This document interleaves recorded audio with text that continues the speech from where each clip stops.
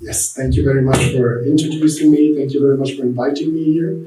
Dr. Tenjin Mambang, Shri Paul Singh, Dr. Pandey, Dr. Ayer, dear participant of this workshop. On behalf of GIZ India and also of the NERAC project, I would like to thank you very much for coming to this international workshop on traditional practices for sustainable management of aquatic ecosystems. As I was just introduced, my name is Thomas Lennartz, and yes, I'm the co-lead of the Climate Change and Circular Economy Group of GIZ in India. I assumed this position only 2 months ago, and I also arrived in India only 2 months ago. So I'm still pretty new to the country. My last position was at the headquarters of GIZ in Germany. And this is actually the first time that I was able to leave Delhi since I moved to India. And to be honest, it's not a bad time to leave Delhi right now. So I was very, very pleased to be invited to this workshop. So I arrived in Kohima already on Tuesday and was very happy to breathe some clean air and to look into some blue skies.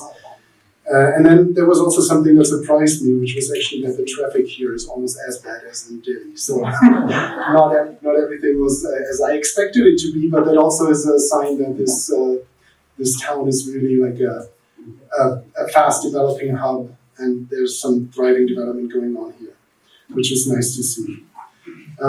So whatever the traffic, we all made it here. I'm happy that we're all here in the room together, and that we can participate together in this important workshop on traditional practices for sustainable management of aquatic ecosystems. And I'm also happy that we could reconfirm our partnership with the Kohima Science College by signing this memorandum of understanding that further formalizes our already ongoing cooperation. And yeah, I'm very happy that we could finally also sign this and put this on some stronger pillars. The GIZ Climate Change and Circular Economy Group is a group of about 18 projects that are implemented all over India and on very diverse topics, ranging from carbon markets, climate risk insurance, to developing financing solutions for adaptation in rural India. And I'm very happy that the NERAC project is one of those projects because it has a specific angle to it. The NERAC project, the way I see it, is an important interface between climate change adaptation and biodiversity and rural development, which we don't have in our portfolio that much. So this puts it into a quite unique position. And I think the impact of climate change on biodiversity and on aquatic ecosystems is often not at the center of the climate adaptation discourse. Those discussions are often dominated by debates about like climatic extreme events or adaptation in the agricultural sector, but I think it's a very important cornerstone, and that's why I'm very happy that the NERAC project in the coming years will shine some light on these kind of interface topics that we're working on. I do not have to say too much about the project itself because my colleagues sneaked a little pamphlet into your conference package. So if you want to learn more about the project, this is the details that you want to look into. But I mean, we're working, as you had already heard, in 4 different states: in Assam, in Manipur, in Meghalaya, and in Nagaland. And what my colleague Patricia, who's unfortunately not able to come here because she's still struggling with her visa, but I hope that will be solved soon. What she already said was that we are working on this science, people, and policy connect. So we are really trying to link those different levels. And on the science level, we are working with different scientific institutions, just like the Kohima Science College, on different, first of all, on updating or creating an inventory for the region that we're working in. We are working on methods for climate risk assessment and also vulnerability assessment for certain species. We're working on developing certain breeding techniques for endangered species that can then be also taken over by the local communities. And all this knowledge we want to use in our pilot implementations in the 4 states, where we work with communities directly. So that is the people part of the link. We work there in community levels on different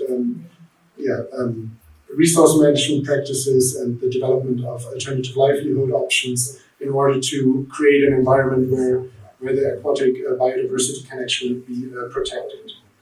And then the last part of the link is the policy part. And we try to take all the knowledge that we gain from science, but also from interacting with the communities, and try to incorporate into wetland management plans and also state biodiversity strategies and action plans that are developed or reviewed on a continuous basis. So whatever we find out in our project that works well is something that we want to put to this policy level in order to make it a lasting result and also to scale up what we have learned in the project. Today we're here to discuss traditional knowledge and practices with respect to aquatic ecosystems and sustainable management of resources. And my technical background is nowhere close to this. I'm originally from the field of disaster risk management. So I'm not really an expert in aquatic biodiversity. However, I do have my own experiences with researching local knowledge. I did study local knowledge and practices with respect to management of natural hazards and risks in Nepal. And one thing that I learned in that process is that if you come as an outsider into a region and want to study and incorporate those knowledge systems, you always run the risk of just merely scraping the surface. So what you really need is strong local partners that are embedded in the communities, that know the local languages, that understand the local practices and belief systems. And that's why I'm so happy that, for example, also by signing this memorandum of understanding, we do have strong partners in all the 4 states that we're working with, that can actually make a difference in trying to leverage that knowledge that is with the communities already.